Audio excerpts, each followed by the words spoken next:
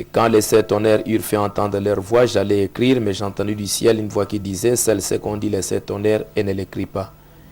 Et l'ange que je voyais debout sur la mer et sur la terre leva sa main droite vers le ciel et jura par celui qui vit au siècle des siècles, qui a créé le ciel et ce qui s'y trouve, la terre et ce qui s'y trouve, la mer et ce qui s'y trouve, qu'il n'y aurait plus de temps.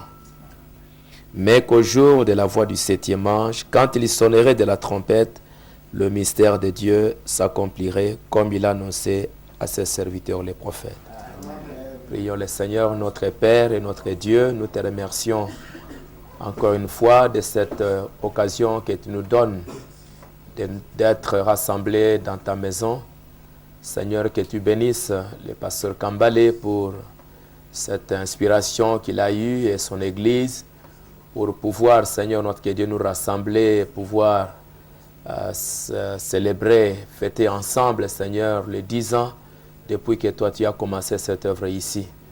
Nous te réjouissons pour tout ce qui a été fait, Seigneur, jusque-là, et nous les abandonnons entre tes mains afin que tu les gardes encore pour les années à venir, afin qu'à la fin, Seigneur notre Dieu, la grande récompense de tout ceci, Seigneur, soit qu'un jour, nous soyons ensemble dans la gloire. Amen. Merci pour cela, Seigneur notre Dieu. Merci pour tout ce que nous avions déjà entendu au travers de tes serviteurs pour pouvoir édifier notre foi et, Seigneur notre Dieu, nous montrer les temps dans lesquels nous vivons. Accorde-nous ta grâce, Seigneur notre Dieu, et conduis-nous alors que nous continuons dans la même pensée et que chacun, Seigneur, apportant une petite pierre pour l'édification de ton corps. Nous réclamons cette grâce, bénis tes enfants. Laisse que, ô Dieu Tout-Puissant, en écoutant ta parole, que celui qui est malade puisse recevoir la guérison. Celui qui est troublé, Seigneur, il soit consolé. Celui qui a des problèmes reçoive la solution à ses problèmes. Et que, bien-aimé Père Céleste, tout soit pour ta gloire, dans le nom de notre Seigneur Jésus-Christ. Amen. Amen. Vous pouvez vous asseoir. Je remercie le pasteur Kambale pour nous avoir invités de pouvoir être dans cette convention et passer des moments ensemble. La Bible dit qu'il est doux et agréable pour les frères d'être ensemble. Amen. Et nous croyons que nous expérimentons toujours cette bénédiction quand nous sommes ensemble. Et il nous a déjà donné les pas à suivre, des sujets en rapport avec la prophétie.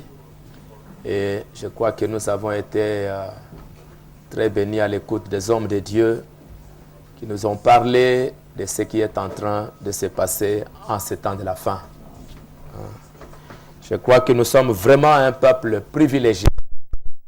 Un peuple privilégié parce que je vois toujours quand il y a des événements qui se passent dans le monde, vous allez trouver que les gens qui croient ces messages sont les plus avisés. Amen. Parce qu'ils veulent toujours savoir, bon, qu'est-ce que la Bible a dit, qu'est-ce que le prophète a dit. Ils suivent tous les événements.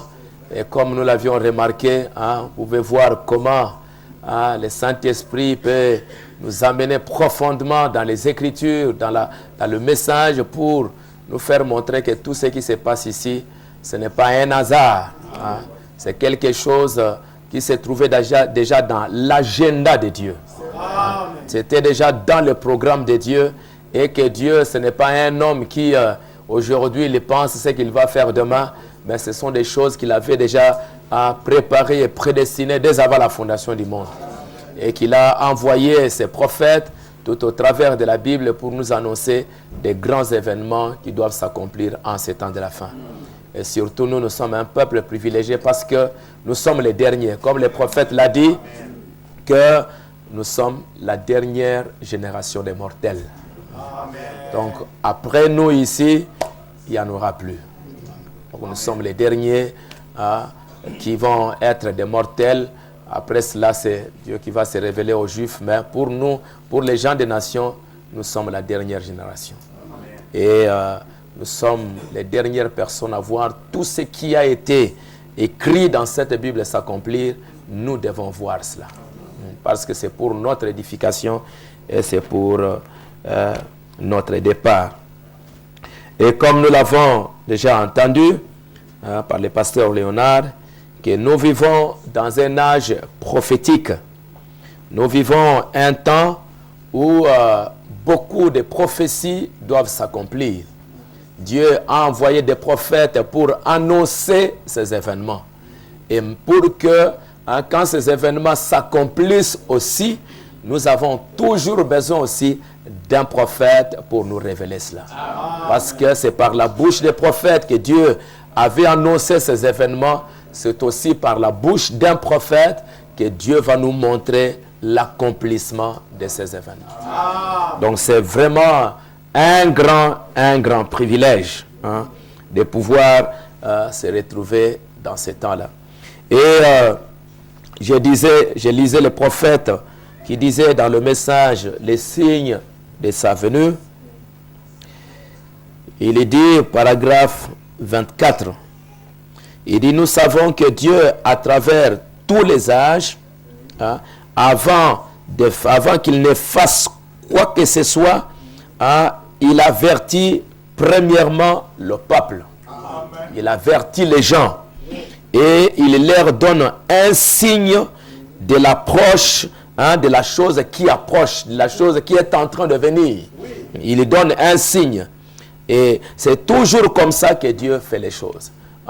Il nous avertit. Parce que toutes ces choses dont nous entendons, les prophètes à parler, et nous écoutons les hommes de Dieu en train de nous parler, ce ne sont pas juste des événements qui vont arriver comme ça, et puis bon, nous partons. Ce n'est pas comme ça que ça va se... Dieu nous avertit qu'il va y avoir des choses qui vont arriver. Parce que quand ces choses arrivent ou vont arriver, nous sommes les grands acteurs dans cette affaire. Nous allons nous confronter à ces choses-là. C'est un combat qui arrive. Ce n'est pas juste une annonce. Et écoutez, des choses vont venir. Bon, ok. Et après, nous partons. Ce n'est pas comme ça. Ces choses-là, quand ça vient, nous allons avoir un combat. Nous devons combattre parce que ce sont des choses qui viennent pour nous détruire. Ce sont des choses qui viennent pour nous combattre.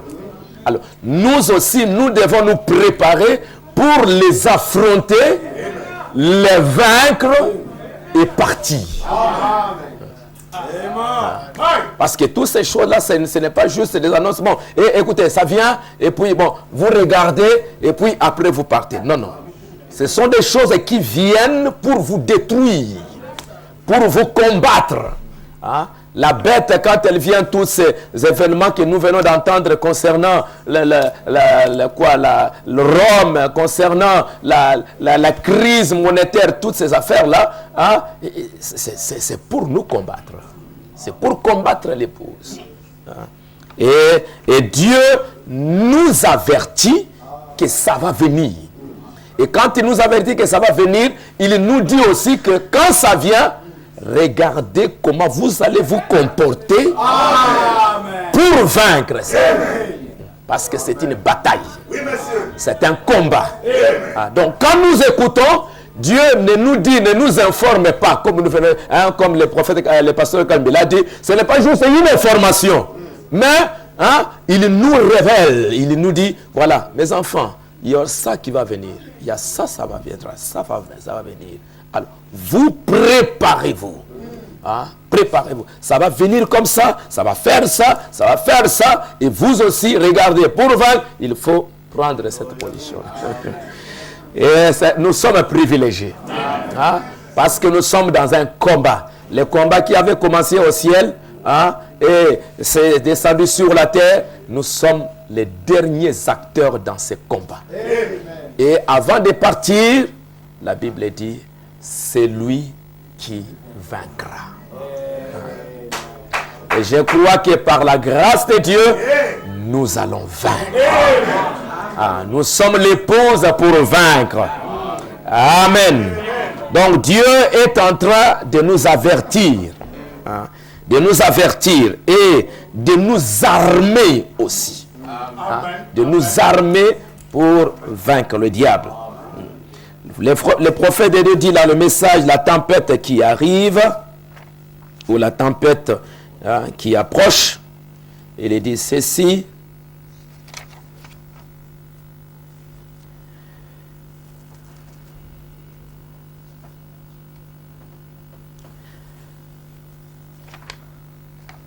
Il dit, paragraphe 41,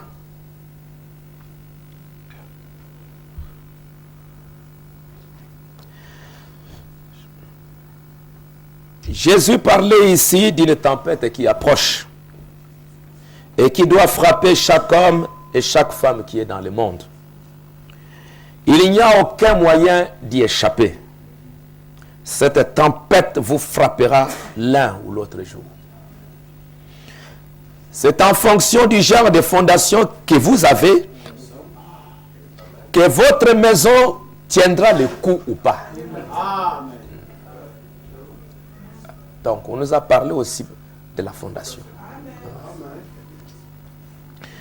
Beaucoup de vies ont été épargnées grâce aux dispositions prises en vue des tempêtes. Et nombre de vies ont été perdues aussi pour avoir négligé l'avertissement sur des tempêtes qui approchent. Donc tout ce que nous venons d'entendre ce matin, hier, ainsi de suite, ce sont des avertissements que Dieu nous donne. Amen. Mes enfants, sachez qu'il y a ça qui va venir, il y a ça qui va venir, il y aura ça, il y aura ça. Préparez-vous. Et nous devons nous préparer. Quand ces choses arrivent, comme la crise et tout ça, vous allez voir que du côté où le diable est en train, parce que hein, c'est lui qui est en train, de ce côté-là, c'est lui qui est en train de faire tout ça. Il ne s'amuse pas. Hein? Ce sont des choses hein, bien préparées hein, dans les laboratoires des politiciens, des économistes, des financiers. Ce sont des choses qu'ils préparent sérieusement. Hein? Ils étudient comment et tout ça, comme j'ai lu un bon nombre de politiciens qui disaient dans la politique ou tout ça, il n'y a rien qui arrive au hasard. Donc, ce sont des choses qu'ils ont bien préparées, bien étudiées, hein, et ils savent à quoi s'attendre. Ils savent bien à quoi ils s'attendent. Nous aussi, de notre côté en tant qu'épouse, hein, Ce ne sont pas des choses que nous écoutons, et puis nous rions, et puis nous sortons. Ce sont des choses, nous écoutons, nous étudions, et nous prenons aussi des dispositions pour combattre. Parce que ces choses-là, les amis, comme on peut les voir dans toutes les Écritures, quand ça se fait, le diable est en train de viser l'épouse. Donc, il se prépare, il arrange tout, il fait n'importe quoi. Nous aussi, nous devons aussi prendre des dispositions. Sinon, ça va être terrible. Donc, ce sont des avertissements. Et le prophète continue ici, il est en train de parler comment, en Floride, dans le monde, quand il y a des tempêtes qui arrivent, des typhons qui arrivent, et il y a des prophètes aujourd'hui. Dans la météo, il y a des prophètes qui vous disent, il y aura la pluie qui va venir, il y aura des neiges, il y aura ceci, il y aura tout ça. On annonce tous ces événements. Le monde est arrivé très très loin qu'ils peuvent nous annoncer tous ces événements-là. Et Frère Branham dit, pour nous montrer que ce sont des avertissements. Quand nous écoutons la parole de Dieu dans des réunions comme ça, on écoute, ce sont des avertissements. Mes enfants, écoutez, il y aura ça qui va venir, il y aura ça qui va venir. Et nous devons prendre des dispositions. Frère Branham dit, ces prophètes météo en Floride sont très précis quant à leurs prédictions et ils sont là en vue de prévenir les gens du danger qui arrive, des tempêtes qui arrivent. Je lisais, je pense que c'était dans un journal à propos d'une tempête qui, il y a quelques années, s'était abattue sur la Floride centrale, et tous les alentours avaient été, les gens avaient été prévenus.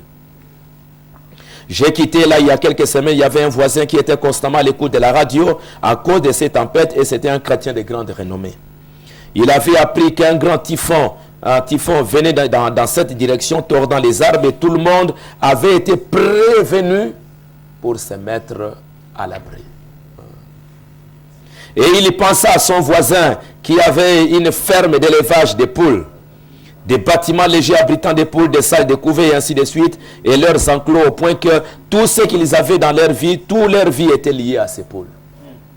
Il a écouté qu'il y aura des orages, qu'il y aura une grande pluie, qu'il y aura des ravages terribles. Il a écouté ça à la radio. Et comme il était plein d'amour pour son voisin, il l'a invité, il a dit, mon ami, la radio vient de nous annoncer une grande prophétie, un grand événement, qu'il y aura des ravages. Alors, comme toi tu as des poules, comme toi tu as ceci, prépare-toi, mon frère. Essaye de mettre ces poules à l'abri, toi-même et nous tous, nous devons nous préparer parce que il y a une tempête qui arrive. Et les prophètes appellent tempête qui approche. Sans tarder, tel un fou, il courut jusqu'au portail, il arrêta sa voiture et sauta. Et il a dit à son ami, prends toutes les poules, mets-les dans ton abri contre la tempête et viens vite chez moi, car un typhon ou une tempête approche et elle va tout détruire. Et l'homme s'est mis debout, l'ayant regardé en face, s'est ri de lui en disant, quelle blague. J'ai déjà entendu des gens prédire des choses semblables et ce n'est jamais arrivé. Et les voisins chrétiens étaient si agités qu'il dit, et si cela arrivait effectivement. Frère Branham a prêché, messieurs, quelle heure est-il? Il posait beaucoup de questions, est-ce que c'est ça? Mais vous dites que ce n'est pas ça, mais si c'était ça. Si la chose devait arriver, qu'est-ce que vous allez faire? Nous entendons tout le temps des remarques du genre, j'ai appris que ceci va arriver, que cela va arriver, mais cela arrivera un de ces jours. Il nous est avantageux d'écouter chaque avertissement. Les hommes de Dieu qui sont levés ici pour parler, ce sont des avertissements. Mais cet homme dit, je n'ai pas le temps pour de telles absurdités. Je lève des poules et je n'ai pas le temps pour ça. Et il a crié à haute voix, les voisins disent, pour l'amour de Dieu, laisse ces poules, John. Viens vite, toi et ta famille. Hein? Si tu ne veux pas croire cela, laisse même ta famille venir. Mon frère, prépare-toi. Ah, dis, laisse-moi, ce sont des blagues. On nous a toujours raconté qu'il y aura ceci, qu'il y aura ça. Mais après tout, on ne voit absolument rien qui arrive. Ça, ce sont des histoires que toi, tu es en train de raconter. Son ami qui l'aimait tellement, il a dit, écoutez, même si toi-même tu considères que ce sont des blagues, mais même pour ta famille, hein, amène ta famille dans ma maison, hein, et c'est même ces poules-là, ainsi de suite. Il dit, je ne permettrai même pas que ma famille s'emballe dans quelques avertissements radiophoniques. Mes enfants et moi, nous avons décidé de vivre comme ça, et ma femme m'écoutera car je suis le chef de la famille. Il est obligé de m'écouter. Ici, c'est moi le chef et je ne permettrai pas que mes enfants s'agitent et soient tiraillés par une absurdité. Et le voisin fit demi-tour. Il rentra chez lui dans son abri. Et soudain, comme il n'a pas voulu écouter l'avertissement, hein, soudain, les nuages les recouvrirent avant qu'il ne réalise. Hein, c'est de la même manière que le jugement frappe. Il vient soudainement. Et vous vous demandez comment il a pu venir si vite. Si vite. Aujourd'hui, on a entendu parler de la crise. Après, le monde fait semblant comme si ça se termine. Il fait semblant. Les Américains, non, on a la récession, maintenant c'est fini. On commence. Ça, ce sont des mensonges. Ils vont faire semblant comme si les choses marchent. En Europe, non, maintenant ça va. Mais ce qui se prépare en bas, hein, à un moment donné, brusquement, boum. Et si tu n'étais pas prêt, c'est fini. Tu n'auras plus le temps de pouvoir te préparer, dire, il y avait ça, c'est terminé. Hein. Parce que Dieu ne perd pas son temps. Il a déjà parlé, on voit la chose s'accomplir, la chose est en route. Amen.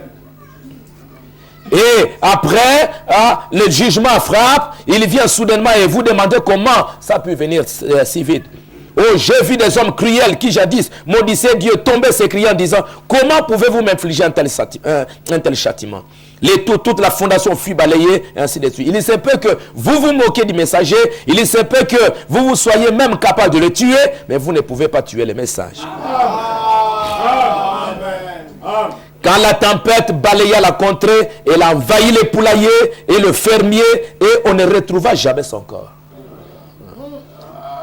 Et maintenant, sa femme, quand les eaux sont venues, et tout ça, après, comme le prophète de Dieu dit, ils étaient là quand les eaux sont venues, ils avaient une petite maison, les enfants ont dit, bon, on va monter au-dessus de la maison pour se protéger, et la femme aussi est montée dessus, et les serpents aussi ont dit, bon, nous aussi, nous sommes en guerre, il y a un problème ici, nous devons chercher là où fuir. La maman, les enfants et les serpents aussi ont dit, nous allons fuir. Ils se sont retrouvés là-bas et les serpents ont mordu maman, ont mordu les enfants. Tous sont complètement. Ils sont tous morts.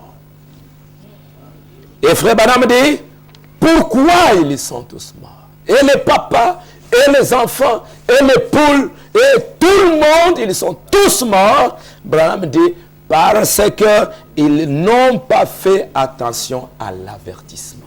C'est vrai. Amen. Écoutons l'avertissement du Saint-Esprit. Amen.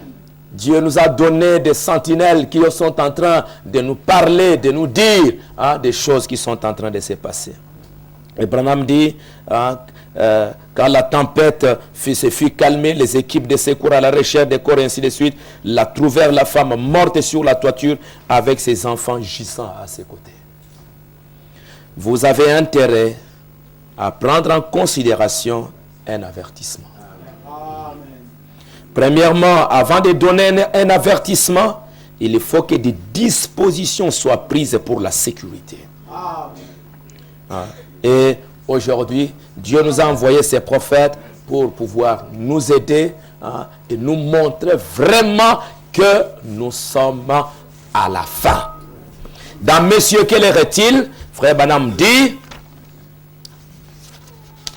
à la page 11, le prophète de Dieu, il a lu Apocalypse chapitre 10, 1 à 7.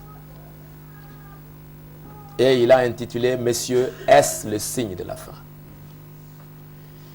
Il dit, nous savons tous que nous vivons un temps glorieux pour l'Église, mais un temps horrible pour l'incrédule. Nous vivons l'un des temps les plus dangereux de tout ce qui a existé depuis le commencement du monde. Un temps très très dangereux. Aucun prophète, aucun apôtre, à aucune époque, n'a jamais vécu à un temps tel que celui dans lequel nous vivons maintenant. C'est la fin. C'est la fin. C'est écrit dans les cieux. C'est écrit sur la face de la terre. C'est écrit dans tous les journaux. J'ai acheté un livre aux États-Unis, La fin de l'Amérique. Eux-mêmes là-bas, ils disent que c'est la fin de l'Amérique. Ils le savent. Ils voient que nous voyons des choses et tout ça. Non, non, c'est notre fin ici. Mais malheureusement, même s'ils voient que c'est la fin, mais ils n'ont pas un moyen pour fuir. Mais nous avons reçu la grâce, nous voyons la fin, et Dieu prépare une voie pour échapper à ces jugements. C'est ça la grâce de Dieu pour moi. Hein? Parfois, vous allez voir que tous ces événements sur la crise, vous allez voir que parfois, même des hommes politiques, même des philosophes et tout ça, ils en parlent, ils disent, mais il y a quelque chose qui ne va pas, ça ne va pas, c'est la fin, c'est la fin, c'est la fin. Mais ils disent ça, ils s'arrêtent là. Mais Dieu nous a fait grâce de ne pas simplement voir que c'est la fin, mais de nous donner un moyen pour vaincre et pour échapper. C'est la fin. Si vous pouvez lire l'Écriture, les prophètes ont vécu un temps où pour une nation l'Écriture était écrite sur la muraille, mais nous vivons au moment où l'Écriture est sur la muraille pour les temps.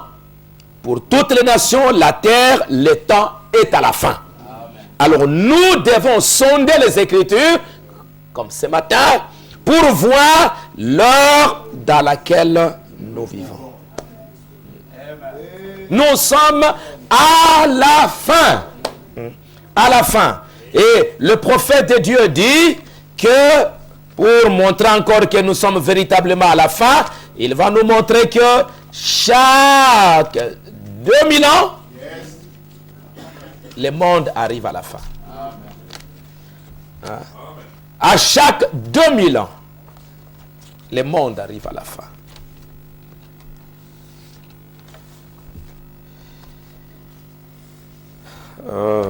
C'est bien juste de répéter un peu la même chose. Pour que ça entre. Amen. Pour que ça entre vraiment. Parce que sinon, parfois, on peut être très, très distrait. Hein? On peut être très distrait. On va quitter ici comme on l'a entendu. Bon, c'était bon, c'était... Non, non, frère. Quand nous allons quitter ici, n'allez pas juste... on nous a dit que la crise. On nous a... Non, non. On vous a dit que c'est la crise. Mais qu'est-ce que toi, tu dois faire? Cette crise-là, elle ne vient pas comme ça et puis elle ne va pas passer comme ça. Elle aura des répercussions graves. Il y a un but pour lequel cette crise est en train de venir. Il y a un but derrière. Et ce but-là, c'est vous qui êtes la cible. C'est vous, l'épouse, qui êtes la cible. Ce n'est pas pour rien, ça ne vient pas pour juste... non, non. Les méchants, que ce soit les hommes d'affaires, même si ils pleurent, et bon, ça c'est le jugement, ils vont aller en enfer. Hein? Mais toi, pourquoi ça vient? Il faut me demander, pourquoi ça vient? Branham dit dans le message, que ferez-vous? Que ferai-je de Jésus appelé le Christ?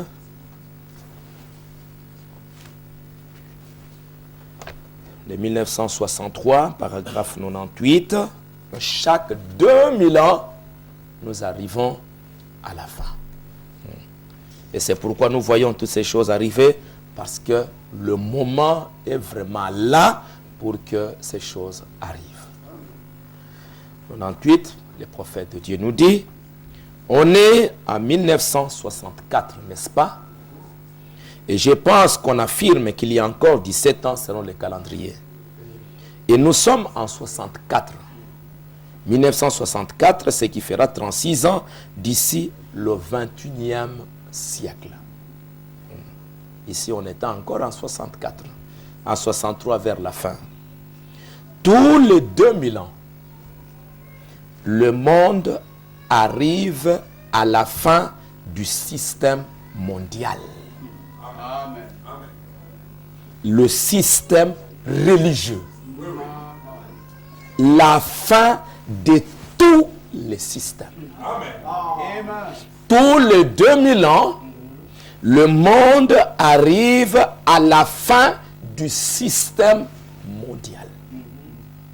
Le système religieux, la fin de tous les systèmes.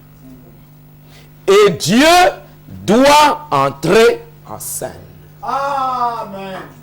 Il l'a fait du temps de Noé. Amen. Les premiers 2000 ans. Yes. J'avais lu dans l'histoire que depuis Adam jusqu'à Noé, ça s'est passé à peu près 2056 ou quelque chose comme ça. 2000 ans. Branham dit, les deuxièmes 2000 ans, le système est revenu à notre texte de ce matin, au jugement. C'était quand Jésus comparaissait devant Pilate. Et il a de nouveau envoyé sa parole. Il a envoyé sa parole par un prophète du temps de Noé pour avertir son peuple, pour leur dire que, mes amis, c'est la fin, préparez-vous, Dieu va détruire le monde. Et pour vous qui va croire la parole, qui allez croire la parole, l'arche est ici. Noé était en train de travailler, de construire l'arche pour que ça soit un moyen pour échapper au jugement. Et le deuxième 2000 ans, c'était à partir de Noé jusqu'à Jésus-Christ. Et là aussi, Dieu devait détruire le monde. Il devait détruire le monde. Et quand il est venu, au lieu de détruire le monde, comme lui-même a pris notre place. Amen. Il s'est détruit lui-même. Il est mort à notre place. Il a pris nos péchés. Il a versé son sang. Et malgré ça, une nation a été détruite. C'est Israël. Israël, comme nation, ça a été détruit. Et puis, ils se sont dispersés dans le monde entier. Et les gens ont rejeté. Il a de nouveau envoyé sa parole du temps de Jésus, la parole manifestée dans la plénitude, et les gens ont encore rejeté cela. 2000 ans encore. Noé jusqu'à Jésus, 2000 ans, c'était la fin. Une nation détruite, Jésus a pris notre place. S'il n'avait pas fait ça, c'est le monde qui allait être complètement détruit. Et aujourd'hui, depuis Jésus-Christ, jusqu'au moment où le prophète est en train de prêcher, on est en 1964. Et Branham dit, il reste encore 36 ans pour qu'on totalise encore 2000 ans. Et la parole a été apportée et l'organisation l'a rejetée. À ce moment-là, en 1964, on attendait 2000 ans, l'an 2000. Mais écoutez qu'aujourd'hui, nous sommes en l'an 2009. Il est plus tard que nous ne le pensons. Donc, nous sommes maintenant en plein temps où à un autre, la destruction totale peut venir, n'importe quoi. Et nous sommes déjà dans cet engrenage-là de la destruction. Nous sommes déjà dans l'engrenage du jugement pour la destruction de cette terre. Parce qu'avant de détruire, hein, nous l'avons entendu, il y a l'investigation. Avant de détruire, il y a l'investigation. On doit. Est-ce que c'est vrai? Et c'est toujours au travers d'un prophète que Dieu commence, hein, à voir, à juger et à faire tout ça. Et tout est déjà dans cet engrenage-là. L'investigation. Et puis après, Dieu va dire, hein, que j'ai vu le prophète qui rougit, parce que Dieu voit les choses au travers du prophète. Au temps de Lot, Dieu a dit, j'ai entendu les péchés, j'ai entendu les cris, j'ai appris tout ce qui se passe, hein, à Sodome. Je vais descendre pour voir si cela est vrai. Et quand Dieu est descendu pour voir, il n'est pas descendu dans la colonne de feu en train de regarder. Hein, il est descendu, il est entré dans un homme. Et au travers de cet homme-là, il est venu pour se rendre compte de ce qui s'est passé. Ce qui arriva au temps de Lot arrivera de même à l'avènement du Fils de l'homme. Un temps pour voir, pour remarquer, est-ce que c'est vrai? Et aujourd'hui, en ces temps de la fin, Dieu vraiment est descendu. Il est entré dans Malachie 4. Le ministère du Fils de l'homme. Dans quel but? Pour voir ce qui se passe sur la terre. Toutes les promesses de Dieu en ces temps de la fin nous montrent que nous sommes au temps du jugement, nous sommes au temps de la destruction. Parce que la promesse est pour ces temps. Dieu, Jésus-Christ dit, ce qui arriva du temps de Noé arrivera de même à l'avènement du Fils de l'homme. Et le temps de Noé, c'était la destruction, c'était le jugement. Ce qui arriva au temps de Lot arrivera de même. Sodome et Gomorrhe ont disparu. Hein? Dieu a jugé ce monde-là et c'est fini. Et après, hein, le prophète de Dieu se tiendra là. Il dit, hein, Dieu dit, j'ai vu, allez maintenant, j'accuse cette génération. J'accuse au nom de Jésus-Christ, je condamne cette génération. Je vous condamne parce que vous n'aviez pas écouté la voix de Dieu. Hein, vous êtes condamné parce que hein, il n'avait pas prêché ça. Ici, il prêche la tempête qui arrive, le jugement qui arrive. Ça, c'était vers les années 60. Mais maintenant, en 1963, après que les juges soient descendus, hein, il dit maintenant, je condamne cette génération. Je condamne. Et mes amis, hein, nous sommes vraiment à la fin. Hein. Et Branham me dit, à quel point sommes-nous proches? Peut-être qu'il est plus tard que nous ne le pensons. Nous sommes à l'an 2009. 2010. Dans quelques jours. Hein? Et cela peut arriver à tout moment. Hein? Noé a prêché 120 ans. Amen. La vie de Moïse, 120 ans. Cette année, si Branham était encore vivant, 100 ans. Combien de temps nous reste encore? Et pour nous aujourd'hui, sachez que Jésus a dit, les jours seront abrégés. On ne sait pas. C'est la vérité. Peut-être que c'est déjà arrivé autant que nous le sachons, comme je l'ai dit le dimanche passé. Dans le message, il y a ici un homme qui peut allumer la lumière. Le prophète de Dieu nous dit encore, paragraphe 219, exactement la même chose. Il dit, je vais vous demander quelque chose. Il est le même hier, aujourd'hui, éternellement, maintenant. Écoutez, quand il s'était né, là, dans Jean 14 et 12, il a dit, les œuvres que j'ai faites, vous les ferez aussi. Et même des plus grandes, parce que je m'en vais au Père. Le ciel et la terre passeront, mais cette parole ne faillira jamais. Or, si nous sommes à la fin de l'âge, où sont ces plus grandes œuvres qui allaient être accomplies? Amen. Vous voyez, c'est là que nous en sommes. Écoutez, si le calendrier romain il est juste, il nous reste 36 ans.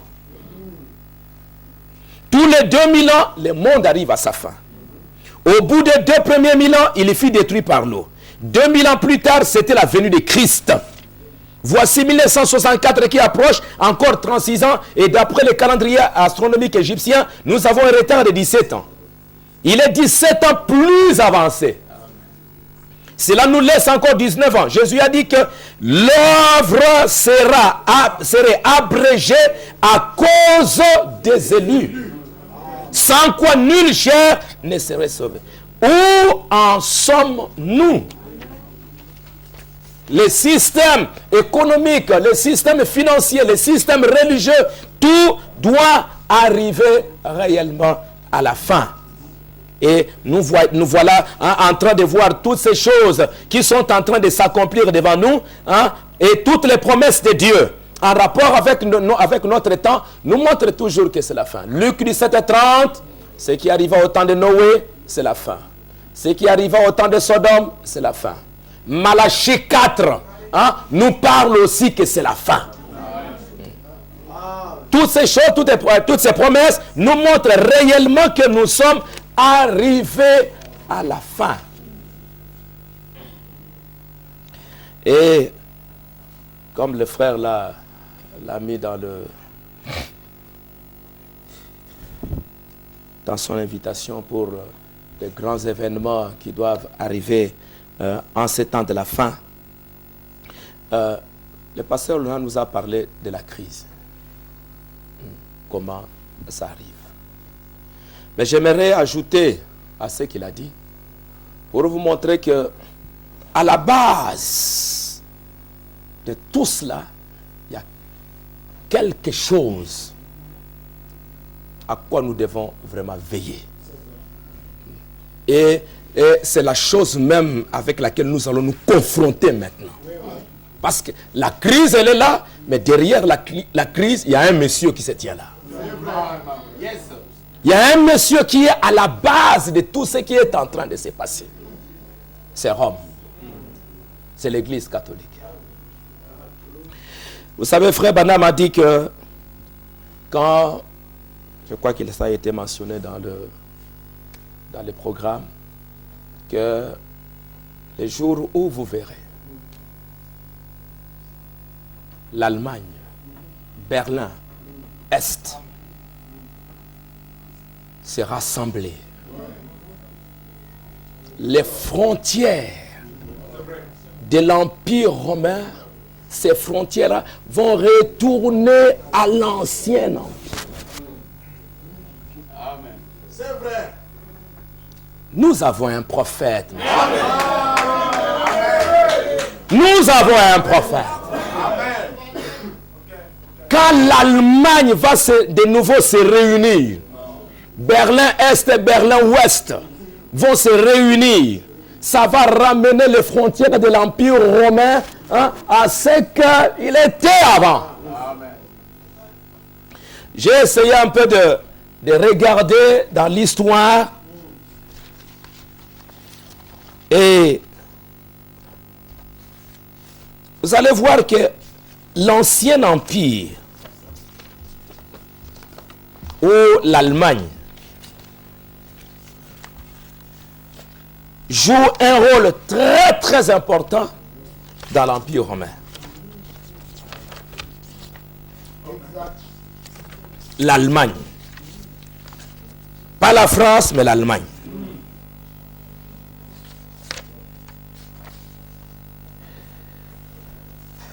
À un moment donné, l'Empire romain était appelé le Saint-Empire romain germanique. le Saint-Empire romain germanique. Ou Saint-Empire romain de la nation germanique. Donc, il y a un moment donné où c'était d'abord l'Empire romain. Il y a eu des guerres, il y a eu toutes sortes de choses. Hein, et à un moment donné, hein, dans l'histoire, dans le Moyen-Âge, c'est devenu le Saint-Empire romain germanique. Au temps de sa plus grande extension, l'Empire comprend presque tous les territoires de l'actuelle Europe centrale ainsi que des parties de l'Europe du Sud. Et c'était une superficie d'à peu près 6 500 000 km². Et cet empire romain, avec son nom, le Saint-Empire romain se réclame directement de l'Empire romain antique, qui se raccroche, tout comme l'Empire byzantin, à l'idée d'une domination universelle. Et quand j'ai regardé, jusqu'en 1806, le Saint-Empire romain germanique est l'appellation officielle de l'Empire, souvent abrégé par SRI ou Sacrum Romanum Imperium. Et tout ça, hein, au centre là-bas, c'était l'Empire allemand. Cet empire romain comprenait tous les bassins de la Méditerranée, l'Europe, l'Asie occidentale et un peu comme l'Afrique du Nord. Excusez-moi, est-ce qu'il y a comment d'enlever ça? Et quand j'ai regardé même la carte,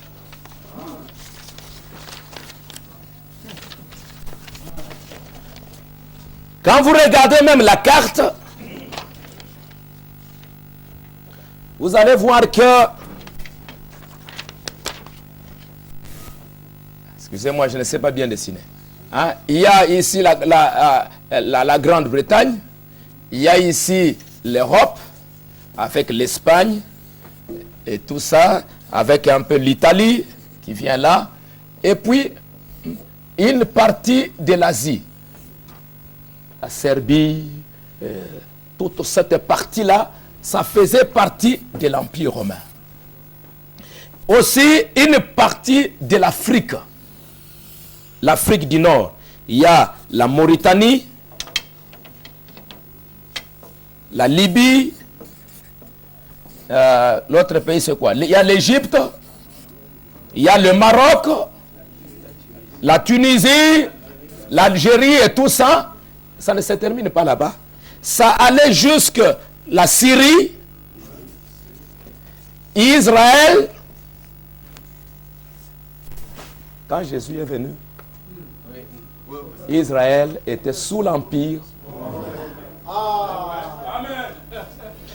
Tous ces pays-là étaient ensemble avec l'Asie. C'était un grand royaume, un très grand royaume. Ça fait un très grand royaume avec l'Afrique et tout. Et l'Allemagne est presque, je crois, ici au centre, quelque part. L'Allemagne est presque ici au centre. Et tout cet empire, à un moment donné, s'était appelé le Saint-Empire romain germanique. Parce que, à un moment donné, c'était le roi de l'Allemagne qui dominait presque partout là-bas. Amen, amen, amen. Et qu'est-ce qui s'est passé? Au moment, Hitler, si vous lisez l'affaire des trompettes, Hitler a cherché à un moment donné de pouvoir récupérer, avoir cette domination-là. Et j'ai un livre comme ça, qui montre que Hitler, tout ce qu'il faisait, il y avait c'est lui qui est devenu le pape Pie XII. Au temps d'Hitler, Pie XII était l'ambassadeur du Vatican en Allemagne. Et celui qui était en train de jouer bien le jeu. Hitler était bien loin et poussé, ont travaillé ensemble avec l'Église catholique romaine. Et c'était vraiment poussé par l'Église catholique romaine pour essayer un peu par la guerre ou bien par la force de pouvoir récupérer un peu tout son territoire. Mais malheureusement, ça n'a pas marché en ces temps-là. Mais, et malheureusement, en ces temps-là, c'est l'Allemagne qui a été divisée. Et, Frère Branham me dit maintenant que quand les deux Allemagnes vont se réunir, comme c'était appelé à un moment le Saint-Empire romain germanique, c'est parce que l'Allemagne était au centre de l'affaire. Quand l'Allemagne va se réunir, ça va retourner à ses frontières. Et vous allez voir que quand cette réunification a eu lieu, c'était au moment du pape Jean-Paul II. Amen. Et Jean-Paul II, c'était quelqu'un qui venait de la Pologne. C'était un Polonais. Il était du côté de l'Est. Et c'est lui qui a travaillé, on n'a pas le temps de tout lire maintenant, le temps est déjà presque parti. C'est lui qui a vraiment travaillé pour la chute du communisme. Amen. C'est lui qui a vraiment travaillé pour que l'URSS, parce qu'il y avait tous ces territoires qui étaient à l'intérieur là, il y avait la Serbie, il y avait tous ces territoires là, ces territoires de ces pays là étaient dans l'ancien empire romain. Et Rome, pour sa puissance, doit récupérer tout son territoire. Et pour récupérer le territoire, il faut la chute du communisme. Il faut que ce mur-là soit détruit. On récupère Berlin. En récupérant Berlin, on récupère aussi tous les autres territoires. Amen. Et c'est ce qui a été fait. Le communisme, ça s'est complètement, l'URSS, ça s'est complètement désintégré. Et puis après, tous ces pays, la Serbie, et tout ça. Maintenant, j'ai entendu même que la Serbie demande d'entrer dans l'Union européenne. Et elle va entrer. Ça va entrer. Et après, quelques jours ici, j'avais entendu tous ces pays-là qui sont au nord ici. L'Union européenne avec l'Union des pays de la Méditerranée. Mais je me suis dit, mais qu'est-ce que ça a à voir, la Méditerranée? L'Union européenne avec tous ces pays, et quand je regardais, tous ces pays étaient aussi dans l'ancien empire romain. Et Israël, il est aussi dedans. L'Israël politique. Pas l'Israël religieux. L'Israël religieux, ce sont les 144 000. L'Israël religieux, c'est les deux prophètes. Mais l'Israël politique va entrer. Comme nous l'avons entendu, il y aura alliance entre Rome et Israël. Et cette alliance-là, ce n'est pas avec les 144 000. Ce sera avec la politique. Et voilà comment, maintenant, tout ça revient pour former cette grande confédération. Amen. Et Rome, et tout ça, c'est pour l'Union européenne. Ça a commencé le traité de Rome. Amen. C'était à Rome que cela a commencé. L'Union européenne, maintenant c'était l'union un peu politique, maintenant c'est économique, maintenant c'est monétaire, maintenant c'est politique. J'ai appris, je ne sais pas si c'est vrai, que maintenant on veut nommer un président. C'est déjà fait. C'est un Belge. Un président de l'Union européenne. Mais tout ça, nous allons où? Et Branham me dit, l'église catholique, c'est Babylone. Et Babylone a été fondée par Nimrod. Et c'était l'intention de Nimrod dans Genèse de pouvoir confédérer, rassembler toutes les nations, avoir une même langue et puis créer quelque chose pour pouvoir dominer. Et nous voyons que l'intention de Nimrod revient encore en ces derniers jours.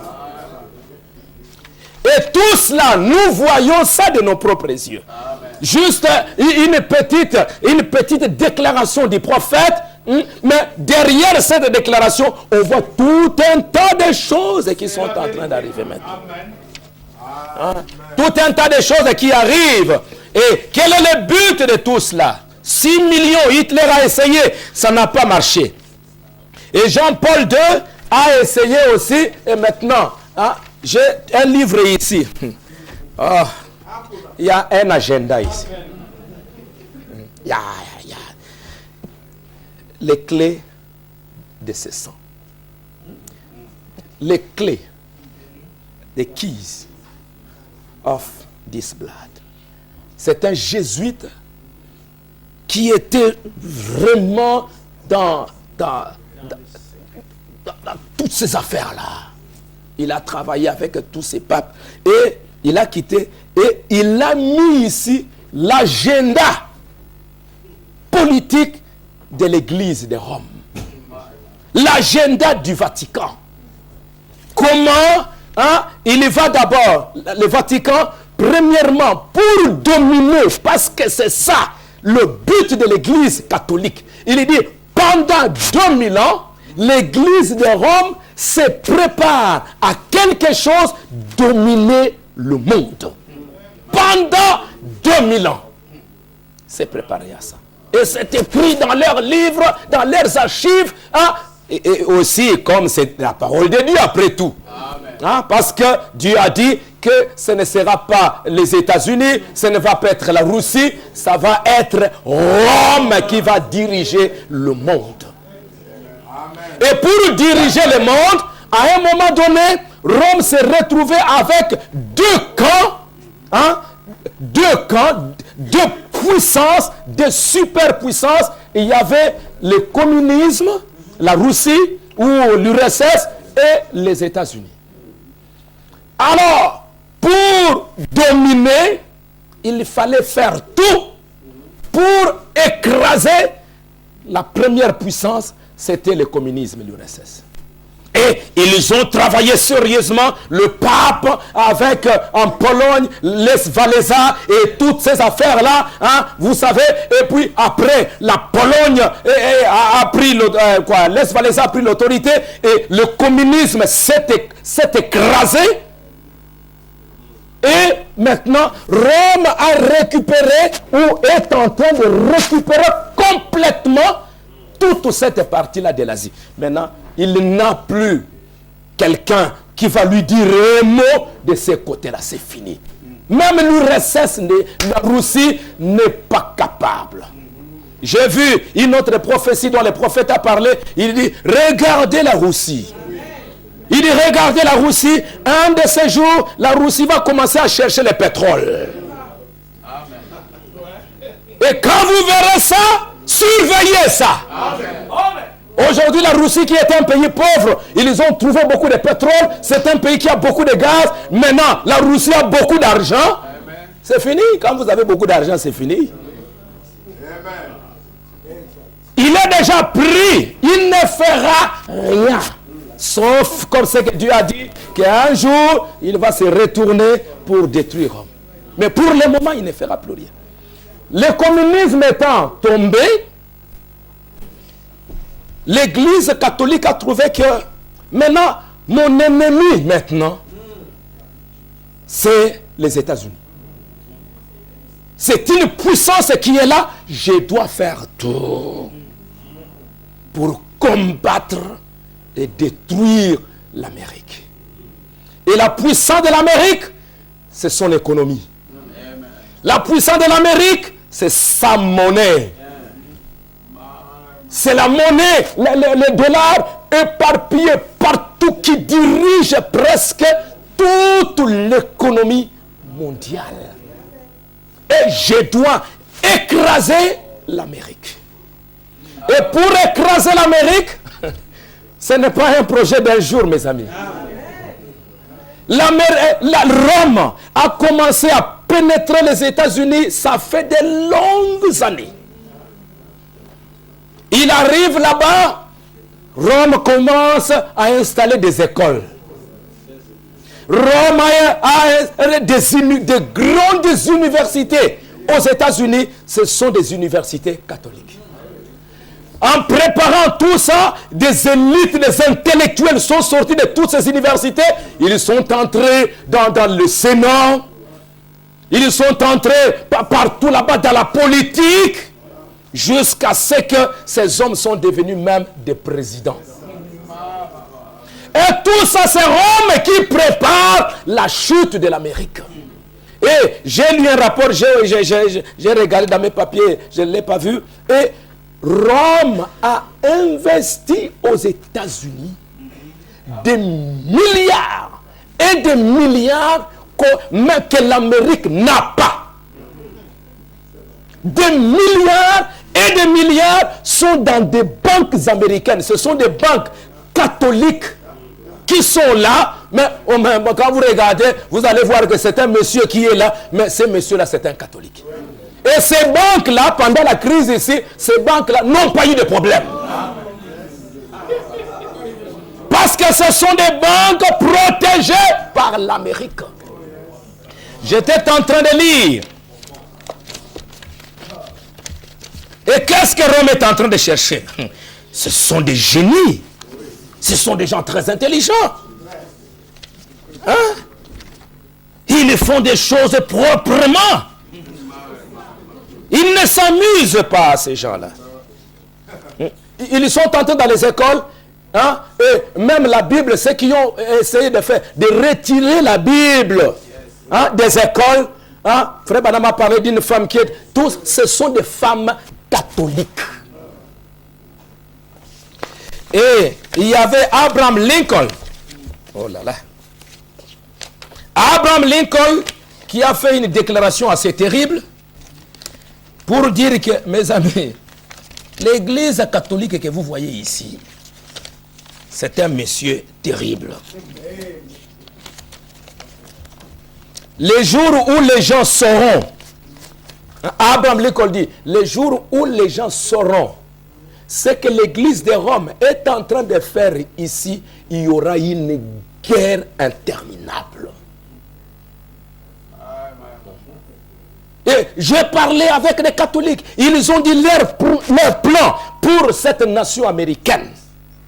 Si j'en parle aux gens, si j'ai dit aux gens ce qui doit se passer, ça va être terrible. Mais je n'ai pas le temps de le dire. Et donc, nous voyons que les derniers ennemis, ça doit être l'Amérique. Et ils doivent tout faire pour pouvoir casser l'Amérique. Et en cassant l'Amérique, hein, maintenant, Rome restera seul dans le monde. Et Rome va régner. Et c'est ce que nous sommes en train de vivre et de voir maintenant. Parce que la puissance de l'Amérique, c'est la puissance de sa monnaie. C'est son économie. Ce sont les finances. Et après, comme maintenant, nous l'avons entendu, et que Rome a tout l'argent du monde entier, maintenant, qui va, avec des dettes que l'Amérique a, qui va payer les dettes de l'Amérique? Qui va payer ces dettes-là? Pour payer ces dettes-là, les États-Unis sont obligés d'aller chercher maintenant les pays les plus puissants au monde. Et le pays le plus puissant au monde, c'est le Vatican.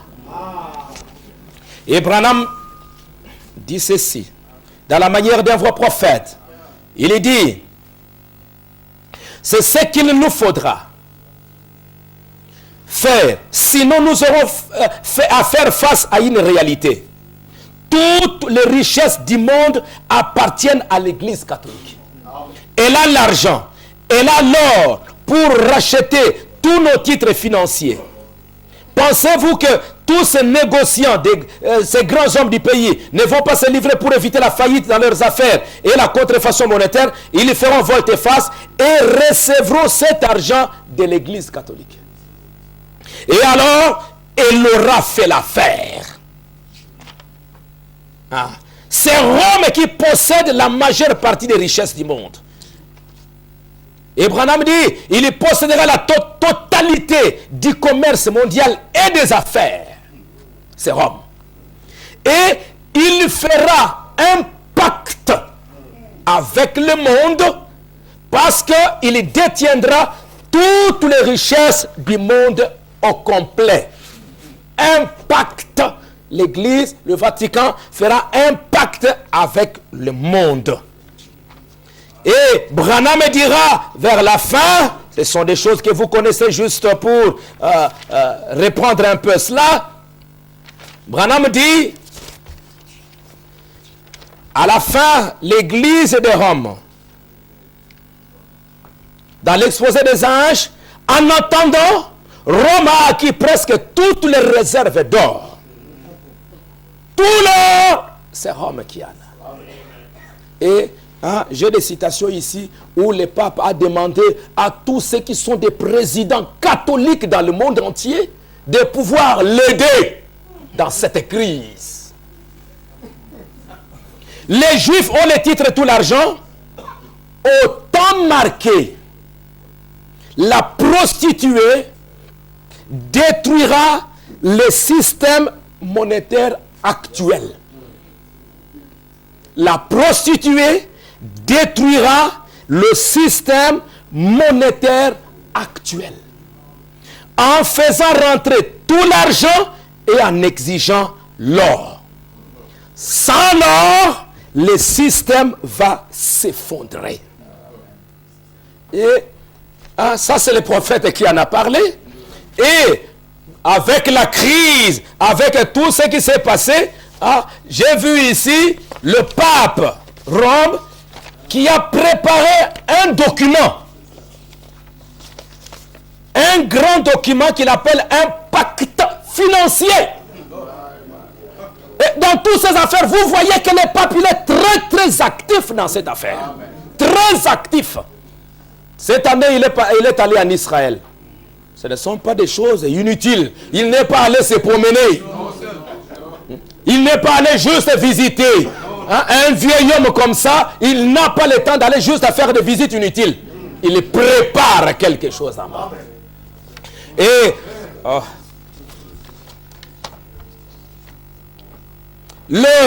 le président Sarkozy, dans son discours, il va dire, l'année 2009 peut être aussi une année fondatrice. 2009 peut être l'année de naissance d'un nouveau capitalisme, d'un nouvel ordre mondial. Une année de progrès décisif vers la paix. Cela ne dépend que de notre volonté. La crise économique et financière, je le dis comme je pense, ce n'est pas une fatalité. Bon, il dit, nous devons trouver un nouveau système de régulation. Frère Branham a dit que la prostituée va changer le système monétaire actuel. Trouver un nouveau système, ce sera l'enjeu du sommet de Londres. Je puis vous dire une chose, l'Europe aura une position commune forte. Je puis vous dire une deuxième chose, nous n'accepterons pas un sommet qui ne décidera pas. Je puis vous dire une troisième chose, on ira ensemble vers ce nouvel ordre mondial et personne, je dis bien personne, ne pourra s'y opposer. Amen. Ça c'est Sarkozy, vous savez comment il parle, Un autre dictateur. Un autre dictateur. Et c'est vrai. Frère Branham a dit que l'Amérique n'est pas une démocratie. Branham a dit que c'est une dictature militaire. Dans le 3e exode. Une dictature militaire. Ce n'est pas la démocratie, on nous trompe. Et toutes ces affaires-là, pour nous montrer réellement, mes amis, que nous sommes arrivés à la fin. Hein?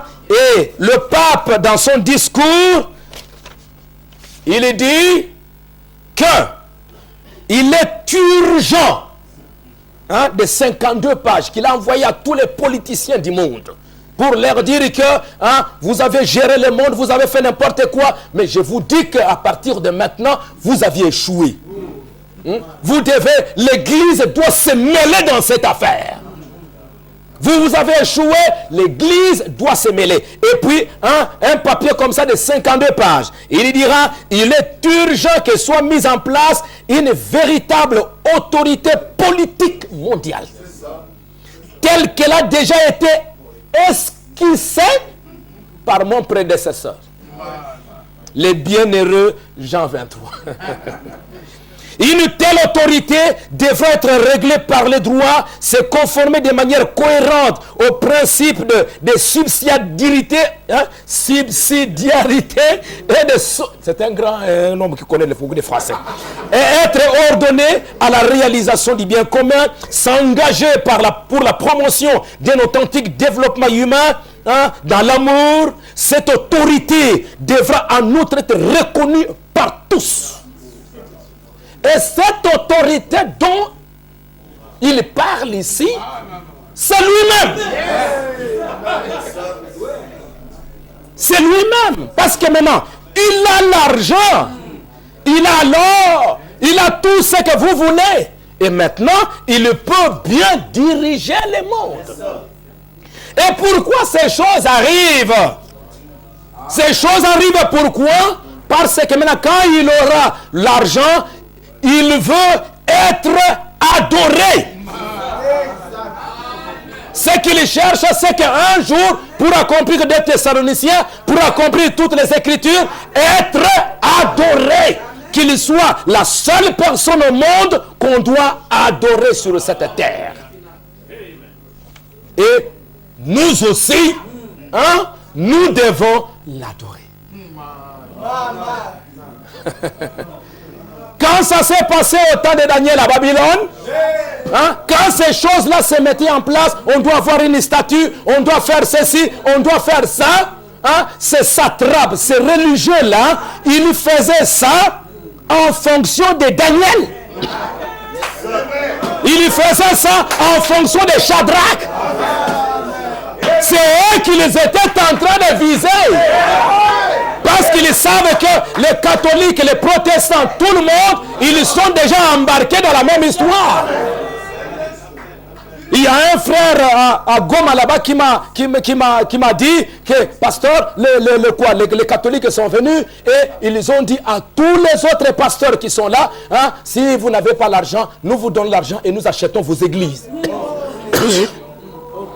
Mais avec l'argent, il aura tout. Et pour vendre Jésus, qu'est-ce que Judas a fait? Comment Jésus a été vendu? C'était avec l'argent. Quand Judas a eu l'argent entre ses mains, c'est fini, il l'a dit. Et aujourd'hui, nous vivons, hein, ces événements-là qui doivent maintenant, hein, s'accomplir. Hein.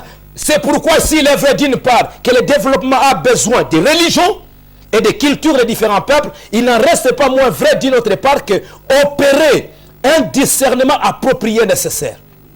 La liberté religieuse ne veut pas dire indifférence religieuse. Ça, c'est le pape qui parle. Et elle n'implique pas que toutes les religions soient équivalentes. Donc, c'est pour dire qu'il y aura une religion qui va dominer sur les autres. Mais dans tout cela, mes amis, hein, dans tout cela, hein, c'est que le diable est en train de faire. Il est en train de préparer son coup, hein, pour nous montrer que réellement nous sommes arrivés à la fin. Le réchauffement climatique, hein, on en parle. Le prophète dit ici que ça va arriver bientôt, conformément à l'Apocalypse au chapitre 16, qu'il y aura une grande chaleur dans le monde. Amen. Tous ces signes-là nous montrent vraiment qu'on est arrivé à la fin, Le pape se prépare proprement et correctement dans le but de dominer. Et la fin de cette domination-là, c'est nous qui devrions chercher à l'adorer. Il va nous chercher pour que nous puissions l'adorer. Mais Dieu va nous faire grâce. Si partout là-bas c'est la fin, si tous les signes nous montrent que c'est la fin, le Dieu, notre Dieu, qui laisse le diable en train de faire tout cela, la Bible dit, quand l'ennemi viendra comme un fleuve, quand l'ennemi viendra comme un fleuve, du notre Dieu élèvera un étendard contre lui. Il se prépare. Nous aussi, l'épouse, nous devons nous préparer. Et sérieusement, tout ce que nous entendons, mes amis, ce n'est pas, c'est pour nous aider à nous préparer. Le diable se prépare, nous aussi nous allons. Dieu va nous donner un étendard que nous allons élever contre lui. Branham dit dans le temps de la fin, paragraphe 45, il dit, vous parlez toujours du monde devenu mauvais. Combien le monde est devenu méchant, c'est vrai. Mais regardez aussi comment l'Église devient plus glorieuse tous les temps. Nous manquons de regarder de ce côté-là. Jésus a dit, laissez-les croître ensemble. Alors que le monde devient de plus en plus méchant, l'Église devient de plus en plus puissante tous les temps. Et nous aussi, nous devons confirmer ça. Est-ce que vous me suivez? Nous devons confirmer ces Écritures. Pendant que Rome est en train de devenir puissant, nous aussi de notre côté, nous devons nous préparer pour devenir puissants. Et pour devenir puissants, c'est la parole qui nous aidera à devenir puissants.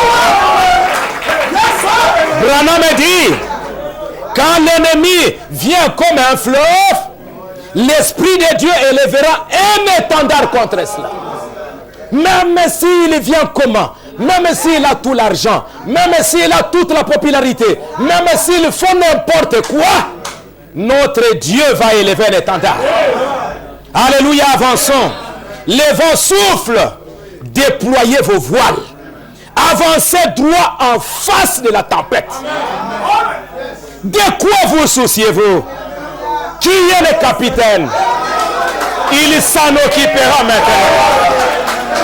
N'ayez pas peur, je suis toujours là. Et maintenant, Branham me dit, remarquez encore, non seulement cela, mais quand tout l'enfer est lâché, tout le ciel est aussi lâché.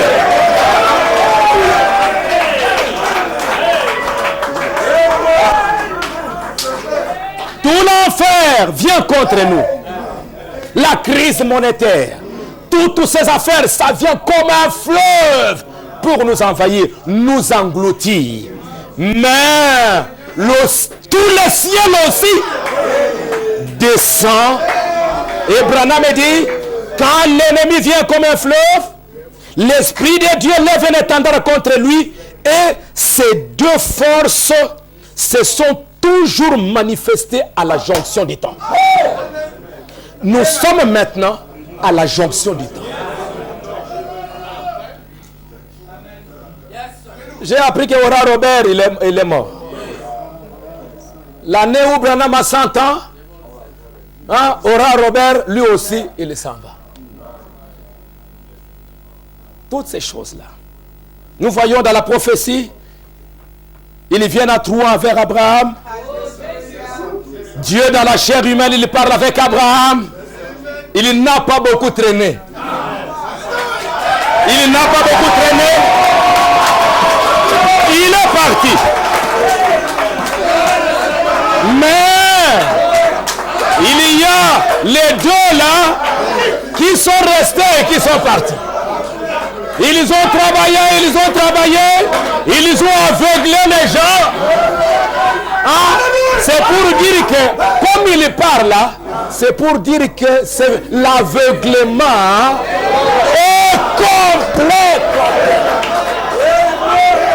Il n'y a plus d'espoir.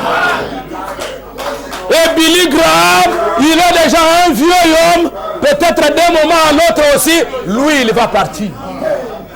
Mais regardez que c'est au moment où Abraham a eu 100 ans. Quand il a eu 100 ans, c'est au même moment que Isaac, le fils promis, est venu dans le monde. Je crois que nous allons entrer maintenant dans quelque chose de glorieux pour les pays. Alléluia. À la jonction.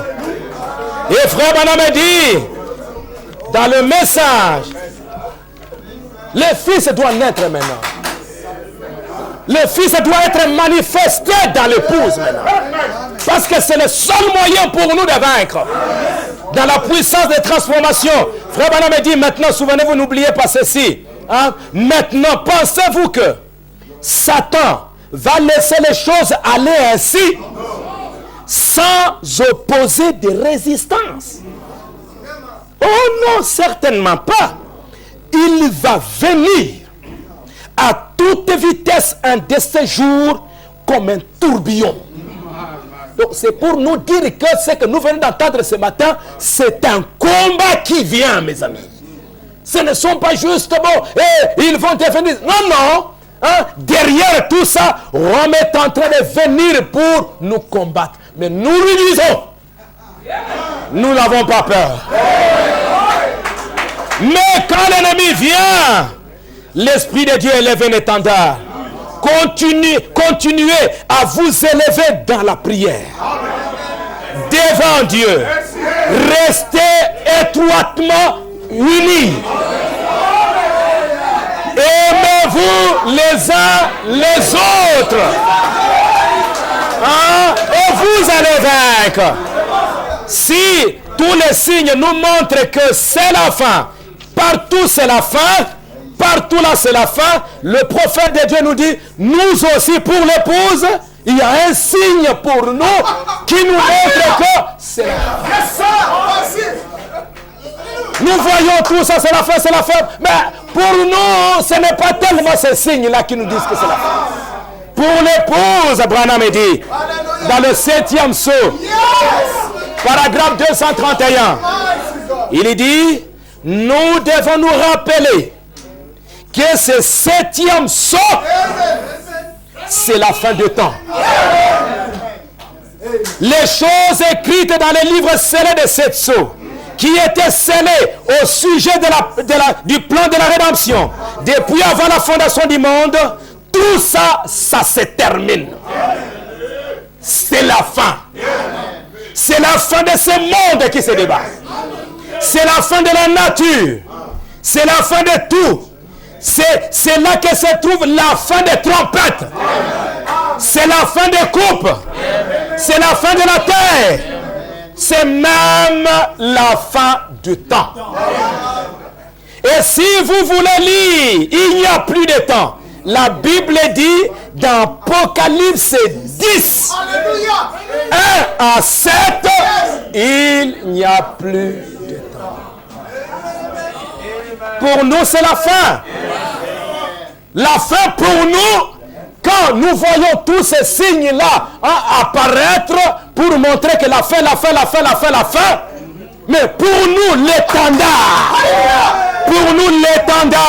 que Dieu va nous donner pour combattre ça, c'est le 7e sceau. Sans le 7e sceau, nous pouvons parler de toutes ces affaires-là, mais nous sommes vaincus à l'avance.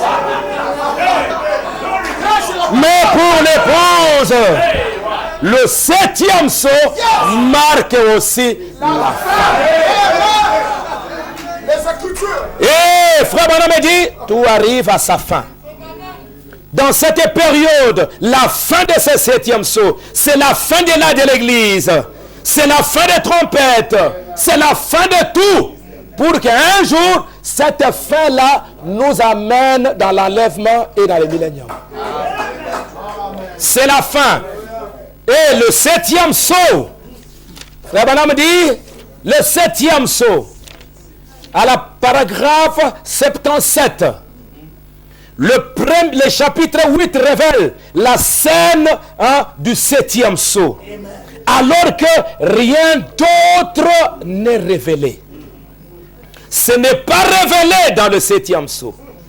Où ça n'a rien à voir. La révélation du 7e sceau n'émet absolument aucun son. Rien du tout.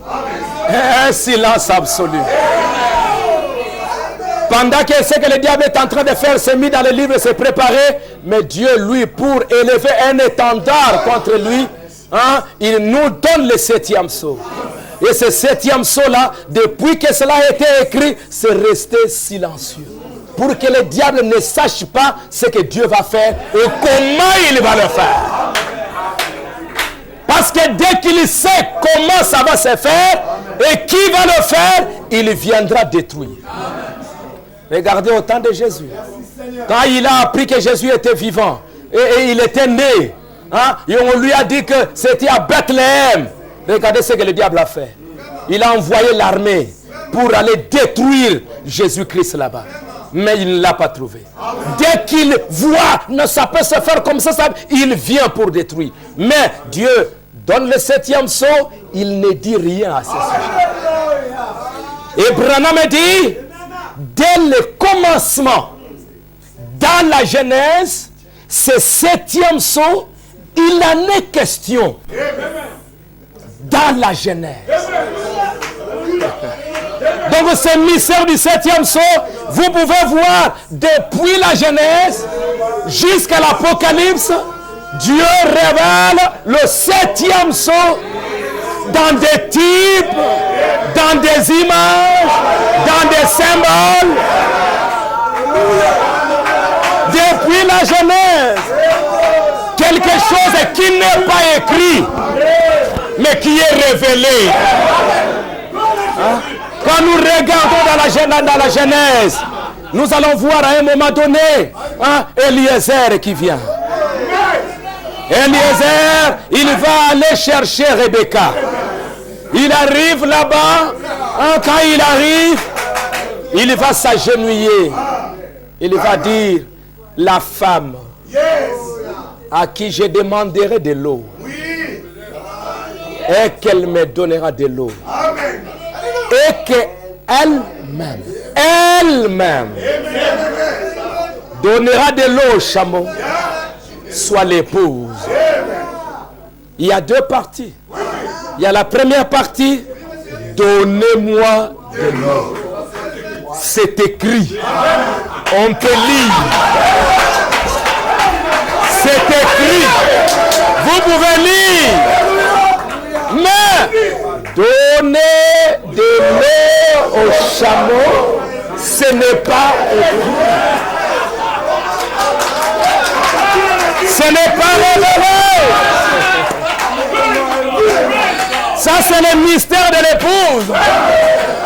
Et regardez, Eliezer va aller, Rebecca, donnez-moi de l'eau. Ça, Rebecca a entendu. Et après, donnez-moi de l'eau, c'est écrit. Mais l'autre partie, il ne lui a pas dit. C'est resté dans la pensée de Dieu. C'est resté un mystère. Ce n'est pas révélé. Et Rebecca, écoutez un peu.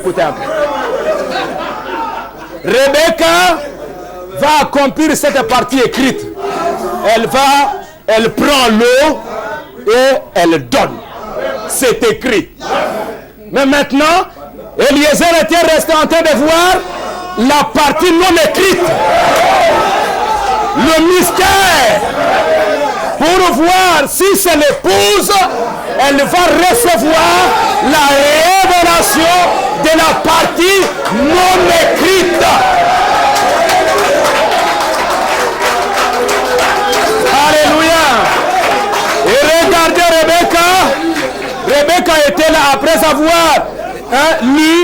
avoir lu, maintenant, elle va maintenant.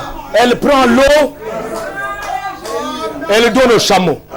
Elle prend l'eau, elle donne au chameau. Elle prend l'eau. Qui lui a dit ça?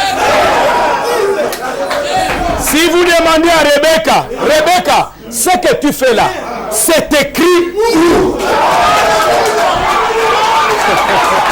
C'est écrit où?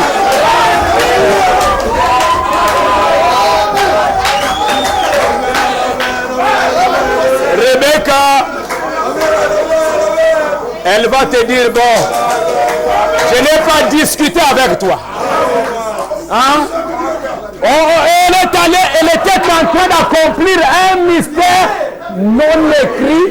Et c'était cette révélation-là qu'il a identifiée comme épouse.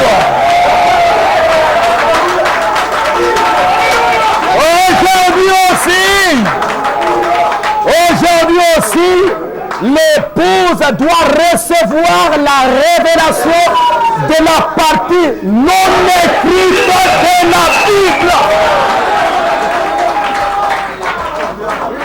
Ça, c'est Rebecca. Vous pouvez lui demander, vous pouvez lui poser des questions. Hein, elle ne répond pas, mais elle est en train d'accomplir la pensée de Dieu. Aujourd'hui, nous aussi, l'épouse, nous sommes en train d'accomplir cette partie-là. Le 7e sceau. Vous allez lire Rahab. Rahab, elle était là, une épouse dans le pays. Elle était là assise. Il y a eu, si vous lisez la Bible, dans Josué, 2 espions.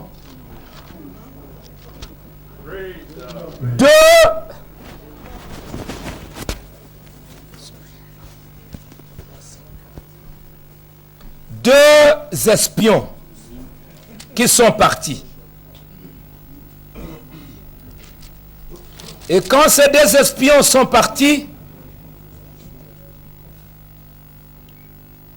la Bible nous dit,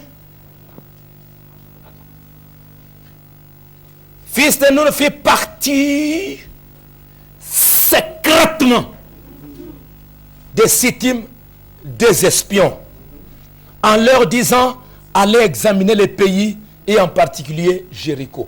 Il fit partir ces 2 espions secrètement, dans le secret. Et quand ces 2 espions sont allés, hein, ils arrivent dans le... il y en avait 2. Ils entrent dans le pays, personne ne savait qu'il y a quelque chose. Ils arrivent là-bas, mais Rahab va recevoir ces 2 messagers qui sont venus dans le secret. Elle va les recevoir. Pas seulement ça, elle va les cacher.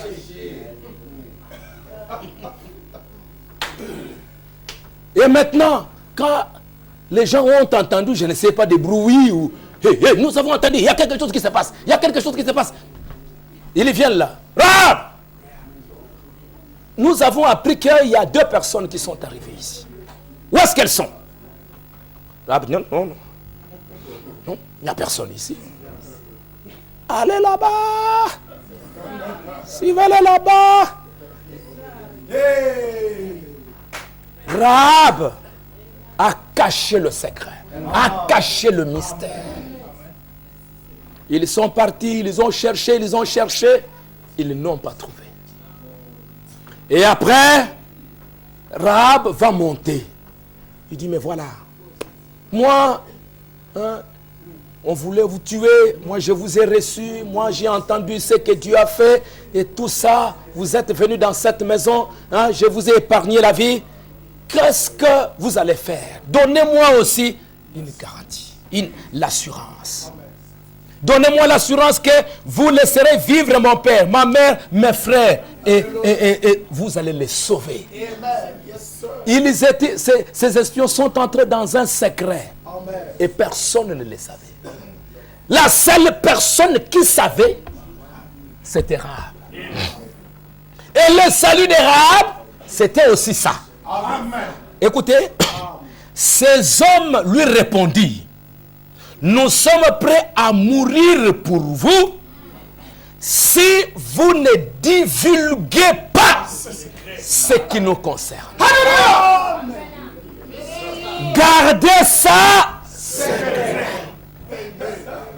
Branham, ce mystère, ce troisième pôle, n'en parle à personne.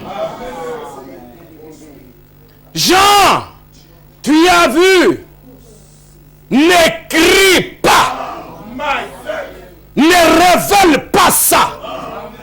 Maintenant, aujourd'hui nous le savons, mais en ce moment-là, personne ne le savait. Ne divulguez pas ce qui se passe. Et quand l'Éternel nous donnera le pays, nous agirons envers toi avec bonté et fidélité.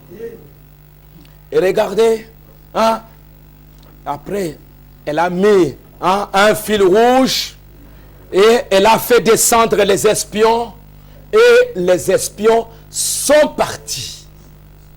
Personne. Il y a quelque chose qui est arrivé. Un événement s'est passé qui concerne le salut de Rahab, mais personne ne savait ce qui était en train de se passer. Vous demandez, vous allez entrer dans la ville, mais il semble qu'il y a des gens qui sont entrés ici. Des gens qui sont entrés. Qui a vu? Ils sont où? Ils sont partout. Mais quand vous allez demander à Rahab, il y a deux personnes qui sont arrivées. Rahab, il n'y avait que Rahab et ceux qui sont dans la maison de Rahab qui connaissaient le mystère. Et ce mystère-là, c'était le salut de Rahab. Si vous ne divulguez pas le secret, si vous ne révélez pas le mystère, aujourd'hui, dans ces derniers jours, nous voyons deux personnes. Apocalypse 10 nous montre qu'il y a eu deux personnes qui sont descendues, qui sont manifestées. Il y a l'ange puissant qui descend, Jésus lui-même. Il descend sur la terre. Il y a le septième ange. Branham dit, le septième ange, il est le messager du septième sceau. Et le septième sceau, c'est un secret complet. Ces deux hommes, ils sont venus sur la terre pour sauver Rahab. Ils sont venus dans les secrets, dans le mystère du septième sceau. Le monde entier ne connaît rien. Mais il y a une épouse. Toi, tu es l'épouse. À un moment donné, on croit que Branham, c'est juste un homme comme tous les autres hommes. Mais à un moment donné, quand l'ange là, il descend, Branham dit, le septième ange, il est sur la terre. Et quand il descend, il entre dans ses messagers. Et il y vient. Combien peuvent reconnaître ça? Tout le monde ne savait rien. Toute la ville ne comprenait rien. Mais il n'y avait que l'épouse qui pouvait comprendre qu'il y a quelque chose qui se passe. Vous aussi, il y a des espions. Des hommes qui sont venus sur la terre pour votre salut. Mais le monde ne connaît rien.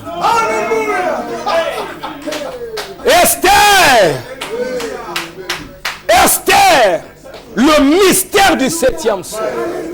Esther était l'épouse. Pour devenir l'épouse, Esther devait garder un secret, un mystère qu'elle ne devait pas révéler. C'est pourquoi aujourd'hui, il fallait que le 7e sceau reste un mystère, mais ça va être révélé uniquement à l'épouse. Ce n'est pas une révélation en public. Esther était là. Mardochée lui dit, Esther, ton salut, ta gloire, ce sera que tu ne révèles pas ton origine. Garde ça secret. Et la gloire d'Esther, c'était parce qu'elle a gardé ce mystère-là. Elle est devenue reine. Personne ne savait que Esther était une juive. Si les gens savaient que Esther était une juive, elle ne serait pas parvenue à la gloire. Elle a gardé secret. Elle est devenue reine. Personne ne le savait. Aujourd'hui, ce que nous sommes devenus, le monde ne le sait pas. Il y a quelque chose en vous. Quelque chose en vous que le monde ne sait pas. Mais bientôt, la chose va être révélée. Elle est devenue reine sous le mystère du silence. Et quand elle est devenue reine, après, l'autre là, Naaman, c'est Naaman? Aman a commencé à faire la pression. On va tuer tous les juifs, on va tuer tous les juifs. Et quand Aman faisait ça, il ne savait pas que Esther était une juive. Nous devons remercier Dieu pour le 7e sceau. Les gens disent, ce n'est pas écrit, alors ça ne nous concerne pas. C'est ce qui n'est pas écrit là, c'est ça notre vie. Ce qui n'est pas écrit là, c'est notre salut. Si Esther avait révélé ce qu'elle était, elle ne serait pas parvenue à la royauté. Aman a préparé le coup pour la destruction des enfants d'Israël. Mardochée vient. Mardochée dit à Esther, Esther, on a gardé le secret pendant longtemps, mais maintenant, ce n'est plus le moyen de garder ça secret. Ça doit être révélé. Et Esther, elle dira, mais maintenant, je ne peux pas entrer dans la chambre du roi. C'est défendu. Ce n'est pas possible. Esther, j'ai peur. N'ayez pas peur. Tu es déjà reine. Et j'aimerais vous dire, mes frères, vous avez reçu un grand mystère. Christ lui-même, le roi des rois, le Seigneur des seigneurs, il est descendu dans ces derniers pour vous prendre vous en mariage. Branham dit, la venue du Fils de l'homme, c'est pour le mariage. Il y a un mariage.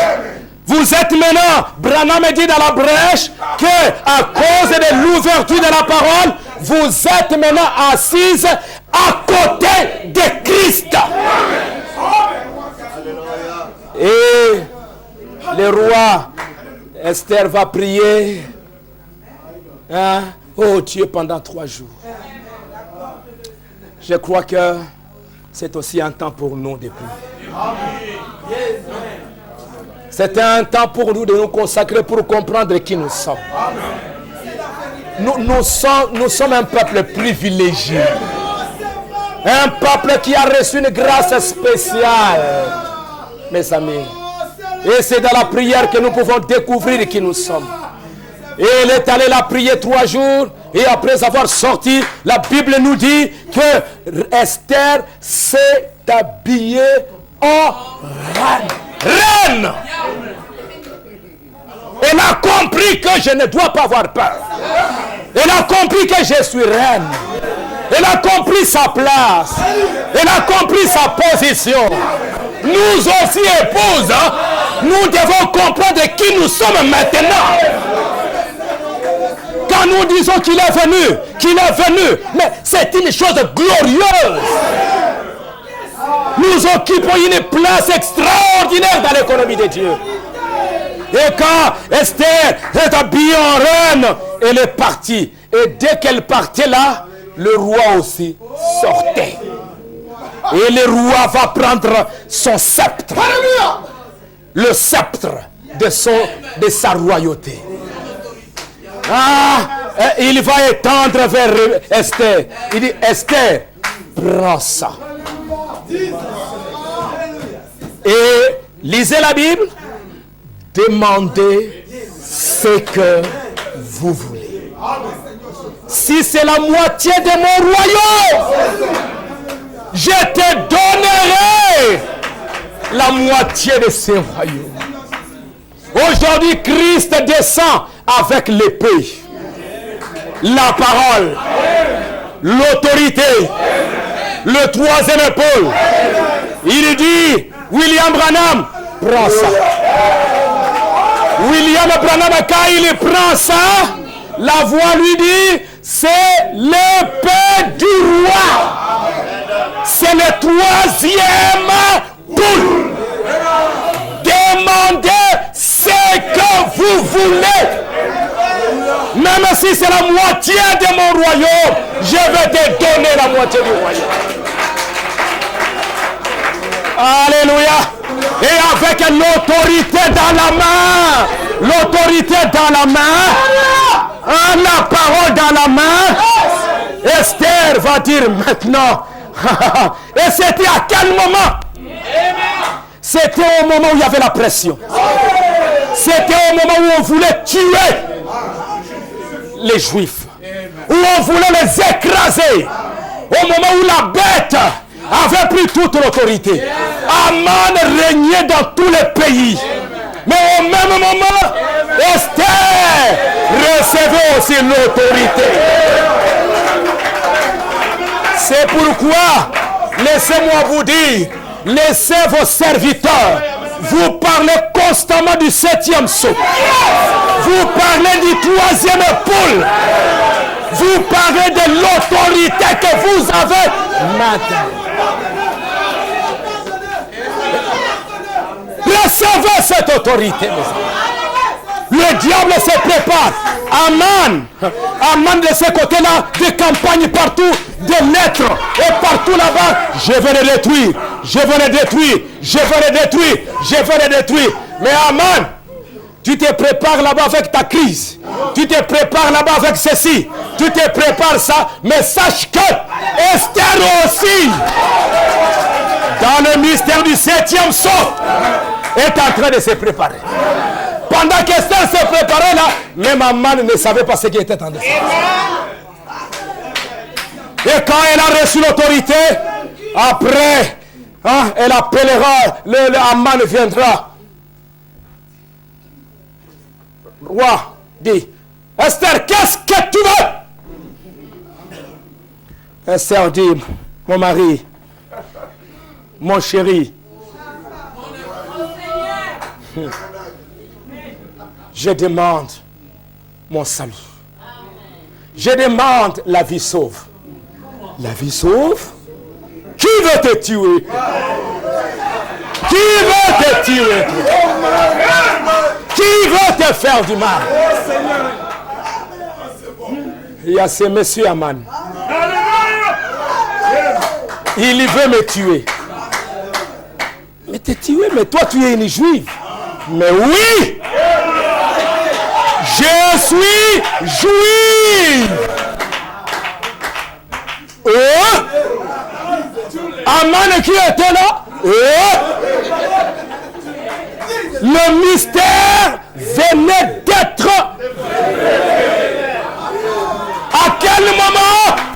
Au moment où il y avait. C'est cet homme qui m'en veut.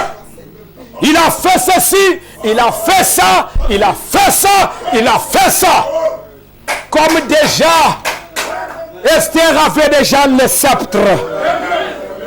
Comme Esther avait déjà l'autorité. Même les rois ne pouvaient rien faire. Même les rois ne pouvaient rien faire. Nous avons l'ouverture de la parole. Nous avons l'autorité. Alléluia. Demande ce que tu veux. Je veux la mort de cette personne. Parce que j'ai reçu l'autorité. Et Branham me dit, mes chers frères, le 7e saut, c'est le 3e épaule. Et le 3e épaule, attendez, dès que la pression va commencer, observez le 3e. Même si le diable prépare quoi? Même s'il va dire vous n'allez rien acheter. Même s'il va dire vous n'irez nulle part. Mais je vous annonce la bonne nouvelle. Le 3e épaule. L'autorité. Vous allez la manifester. C'est quand la pression était là que Esther, le mystère a été dévoilé. Aujourd'hui, il nous voit ici. Quand j'ai entendu le pasteur qui disait que, bon, parce que moi je n'étais pas à Kinshasa, ça fait plusieurs jours. Hein, que les autorités là-bas ont dit, non, maintenant, tout le monde doit entrer dans... J'étais là assis. J'ai dit, ah! J'ai dit alors, l'année prochaine, si c'est ça, c'est l'année où je vais bousculer les choses.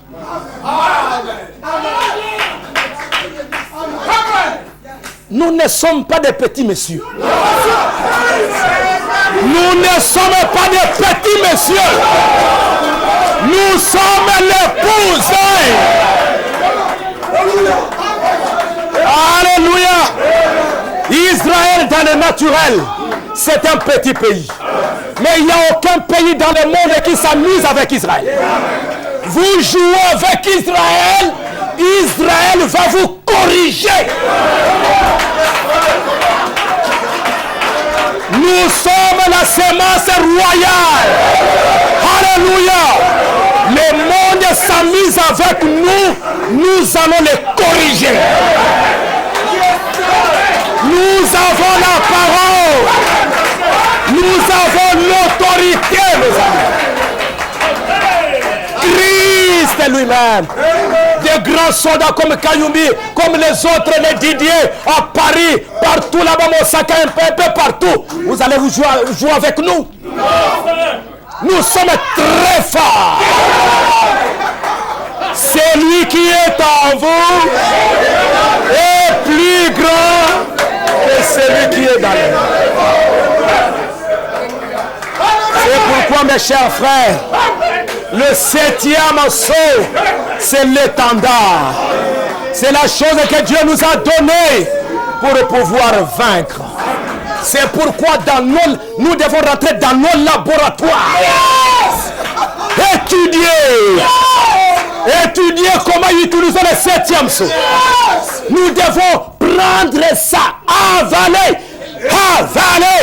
manger la parole,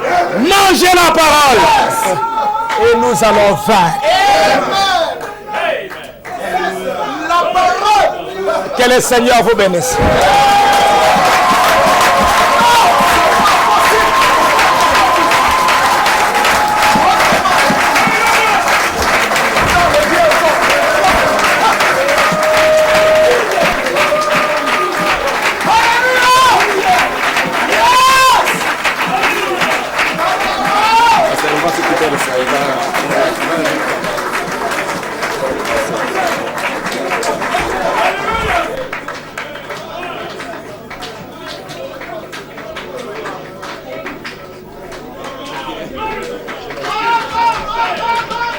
Acclamons encore très fort le Seigneur.